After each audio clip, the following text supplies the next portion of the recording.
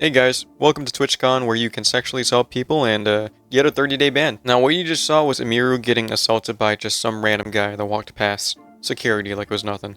The little to no security they have, by the way. Seems like every year something bad happens at TwitchCon. I don't know what it is. It's the same song and dance, new chapter, same book. The book is called Recipe for Disaster. Do you know what the recipe is? No security, high profile streamers, a lot of fans, and crazy people. Now let's say this happened to Emiru, and they did something about it afterwards. Like stopping him and not letting him go and making him accountable for what he did, right? Maybe if they actually showed they cared or pretend to show they care, this whole situation wouldn't even blow up. However, this only blew up and caused somebody like Emmy, who doesn't really like to talk about this stuff, by the way. If you know her, she doesn't talk about this stuff. This stuff happens a lot, as you can see in my previous video. Let me show you what happens when your average Reddit user can't handle rejection. I'm sorry. Wait, so I'm gonna keep following her. I'm gonna keep following her. Not another one! I know! You're gonna have to get in line, there's too many stalkers!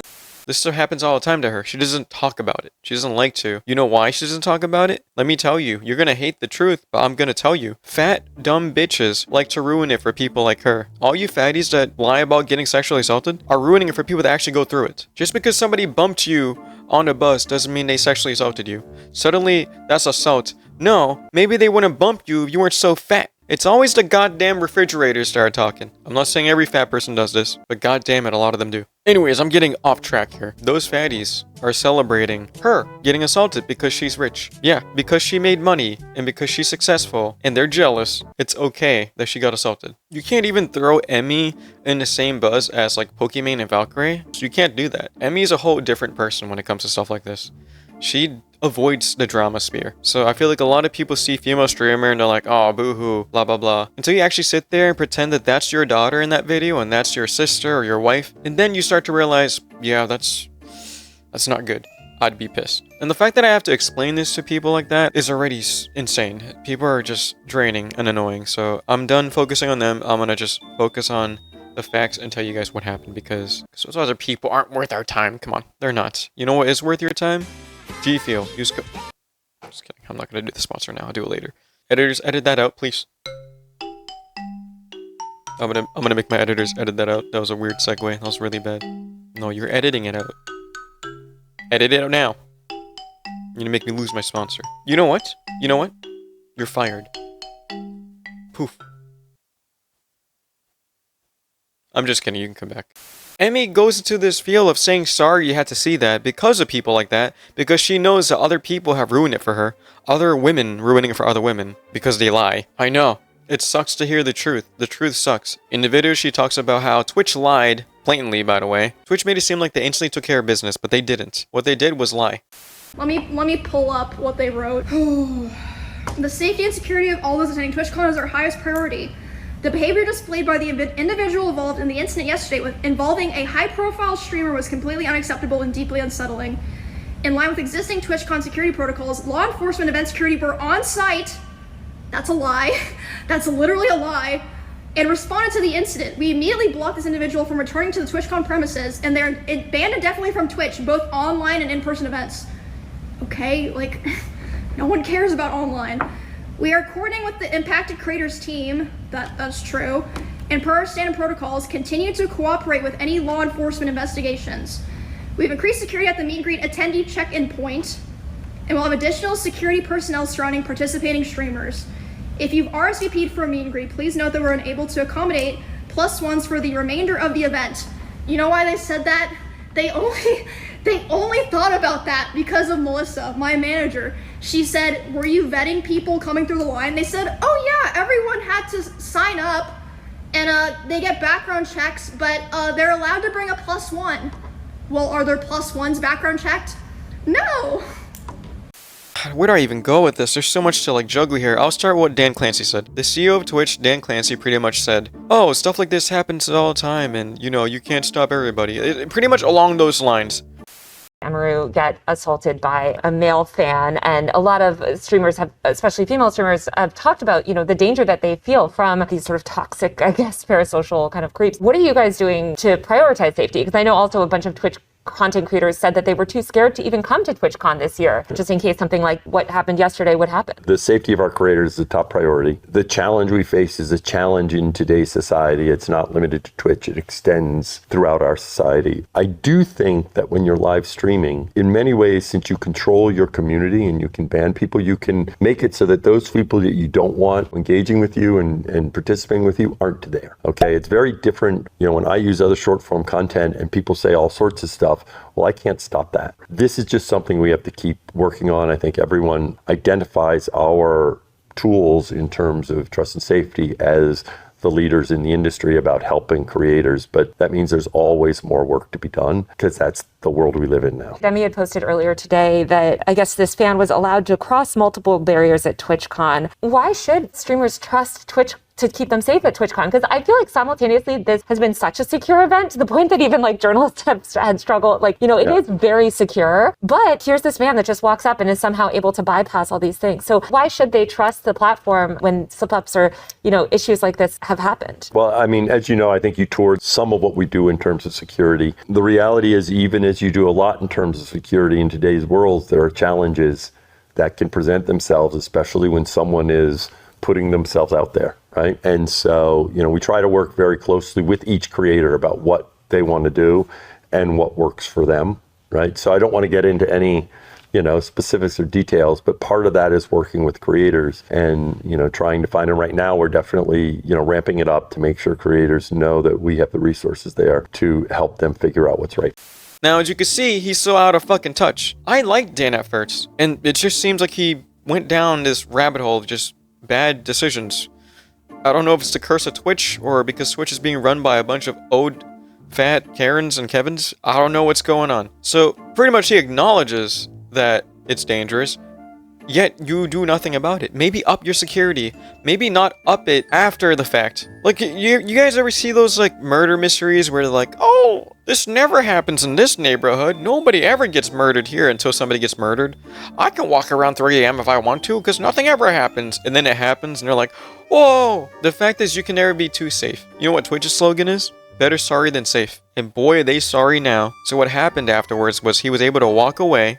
And the fans, 2 hours later, were the ones that found out who he was, and then he was kind of like identified, right? And her manager was the one that checked if she was okay, and a friend of hers. It wasn't Twitch security or Twitch staff. Twitch staff didn't even check up on her. Apparently they just chuckled and brushed it off and had another conversation, as if nothing happened. And before you idiots go, well, it's not that serious. Yes, it fucking is. You absolute moron. Let's say he had a fucking knife. And he just decided to stab her. This motherfucker went past security like a character out of Assassin's Creed, hiding in the bushes. It's like you're in plain sight and you're letting him pass. He went past one meet and greet to her meet and greet and somehow didn't get stopped. And the only person that stopped him, which was kind of late still, was her own security, who, I'm not gonna lie, was pretty ass at his job as well. He was far away from her. If this guy were to have a knife, she would have been stabbed already before that security did anything. If this guy's crazy enough to do this in front of cameras, in front of hundreds of people, it's literally TwitchCon, right? It's a place where people stream. It's known for streaming. Streaming is recording. So he knows there's cameras everywhere, yet he still commits this crime. Can you imagine what he does off camera? He's a dangerous man. He deserves to be put in jail or prison. Now, based on what I've seen and based on what I read, Emmy is planning on pressing charges against him. The manager has also filed a case on this, and called the police, did all that before Twitch did. And here we are hearing Twitch blatantly lie about the whole situation, saying they took care of it right away. Now, when they found out what happened and the video went viral, they said, we're gonna ban him for 30 days. I'm speechless. I have no words. Ban him for 30 days? You assume this guy fucking streams as if that fucking matters, first of all? And you're gonna ban him for 30 days? This is not a bannable situation. This is a criminal investigation at this point. Like, first of all, ban him permanently, and then do a criminal investigation. That's what you should have done. Out of touch, once again. It gone to the point where the CEO, or like the head of Amazon, had to come down. Everyone starts to realize how big this situation actually is. So if this is happening to somebody like Emmy, who's a top streamer, by the way, a top streamer on Twitch out of thousands of people, so you can only imagine how many fans she has and views and whatnot. If it's happening to her, can you imagine what's happening to smaller streamers? like myself, right? I have a gropable face. People look at me and they want to grope me. I've seen the messages. I've seen some DMs. There was a girl that said she wanted me to send her a piece of my hair so that she can eat it and I could be part of her forever on my Instagram. I've seen some crazy DMs that I've shown my chat. I'm telling you, if it's happening to me, it's happening to girls. And my channel is not huge yet. I say yet because this stream's brought to you by G Fuel. Sponsors like this will make my channel blow up. So when I go to TwitchCon, people can sexually assault me. Use code Calibrate to get 20% off your next G Fuel purchase. But yeah, it does suck that Emmy has to go through all this, and it's stressful, and it's annoying, and it's a whole PR mess. Like, do I talk about it? Do I not talk about it? I'm sure she doesn't want to talk about it, but if she doesn't, it's just gonna be like a whole situation. People are already worried about her, and she wants to reassure everybody. It's not her job to reassure everybody, but she feels like she has to because she's a good person. Emmy's actually been far from a lot of the drama that you've seen. She's avoided a lot of it. Like I said, she's not in the same boat as like Pokimane and those other girls. She does her own thing most of the time and just enjoys her own streams in life. And that's exactly why I respect her. And I think it's kind of crazy to see her actually talk about this stuff because you don't usually see that from Emmy. In other words, you know she's pissed and she's out for a vendetta. Now, after she complained about the 30-day ban and it blew up and went viral, thank God it did, by the way. They permaban him. And hopefully, at this point, they're actually going to do like a criminal investigation, and it's not just her and her management. And now they're finally saying, "Oh, we'll up security next year." No, you're not. You're not going to need security, actually. You know why? Because I guarantee you, a lot of people are going to boycott this event. Because when Emmy boycotts it, right, a lot of her fans are going to boycott it. A lot, not all, because they support her, and a lot of them are there to see her. And her friends aren't going to do it because she's not going. I highly doubt Extra Emily's going to go. I highly doubt the whole team of people that cultivated a huge audience for Twitch itself. I assure you they're not going. And when they don't go, their fans don't go. And when their fans don't go, you lose a shit ton of money. And boy oh boy does Twitch need a lot of money right now. You know why I know this? Because of the fucking ads. I turn off ads and people still get ads on my channel. I turn on ads, I barely get anything. It used to be I got paid through ads a lot. As a small streamer, I would say medium. I'm a medium-sized streamer. I'm not like a small, tiny streamer. That would be very rude to the people with like 2 or 3 views. So I'd be like a medium-sized streamer, right? As a medium-sized streamer, I heavily relied on ads, right? I didn't really like it when people donated to me. It didn't feel right with me. So ads were nice. However, as you guys remembered, they made it to where the ads barely made you any money. So you had to up the amount of ads. They lowered how much you get from ads so that you can up the ads, knowing that we need the ad revenue. So now people are getting bamboozled with ads. So if that doesn't scream that Twitch is going broke, I don't know what does. Only reason companies will ever do anything for the people these days is if it's recorded, if it's documented, or if it blows up and goes viral. Anything to make themselves look good. Everything is so fucking PR. It's sad. You see that dog behind me? She don't have a shock collar. Anyways, this whole situation's just fucking sad. There's really not much to say besides Emmy's gonna do her best to move on. I can already tell. She does not like to dwell on stuff like this. We know this. If you know her, you know. This is one of those things where she doesn't want to take it too lightly because it's gonna look bad, but she also doesn't want to drag it because it's just uncomfortable. It's not something people want to do. So, with that being said, I do wish the best for her, and I hope... I can't believe I'm saying this again because my last video about her was the same thing. I hope she's okay. And yeah, it's just horrible. I'll make sure to keep you guys updated if I have any more news on this. I'm drained by it too. Trust me, it's just a lot of drama and after drama after drama. Sometimes I want to do a little documentary about creepy stuff or like cool stuff. This is just annoying at this point.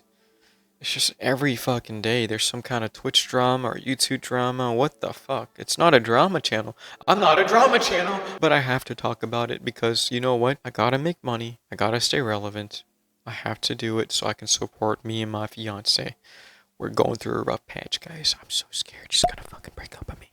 Anyways, I just gotta, you know, we're struggling.